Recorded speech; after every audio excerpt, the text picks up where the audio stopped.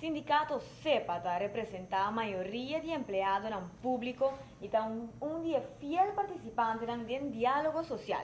Não está consciente que a discussão está válido, mas não tem problema com a forma como o governo quer implementar. A discussão está marcada na dois assuntos. Esta cosita risa a idade de pensão e aumentar a prima. Claro que é uma discussão pisada, mas necessário se quer salvar o fundo de SVB. De outra banda, CEPA está sentindo que o governo quer risa benta, o que não está aceitar. Me quer que a discussão aqui se traz balance entre gasto e entrada, verdade, de fundo, mas também não que vai contribuir. E já é nosso síndico, o enfoque no momento aqui, está solamente arriba que o fundo tem problema, e me quer que nós estamos conscientes do problema aqui no Jogo.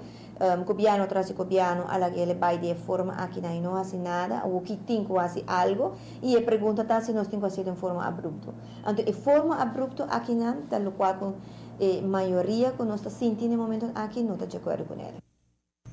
CEPA está seguro que o governo está consciente do assunto aqui, for de mais tempo acaba, para o que passe assim ali, sem dar sindicato e grêmio comercial suficiente tempo para poder evaluar e papel com os membros devidamente prometido.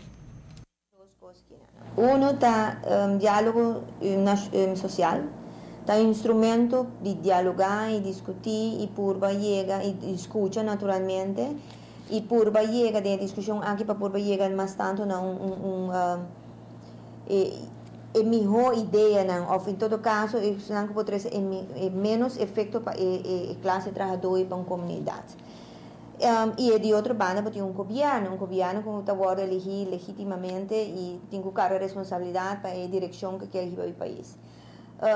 Se está assim, que governo está sentindo que não pode fazer nada outro que sei e está disposto eta vai carga responsabilidade para ele tem que fazer, mas agora não me ser imponer ou puxar de uma discussão de diálogo para assim a turma tem que firma para turma ajudar para cara com ele. De momento não aqui não está participando da discussão aqui não está sentindo que a atender tudo lo que está a preocupação no ponto não cobre dilante e que ter mais tempo para pensar aqui. Se o governo está sentindo que não pode seguir mais e junto com o parlamentário é que toma decisão é livre para ele.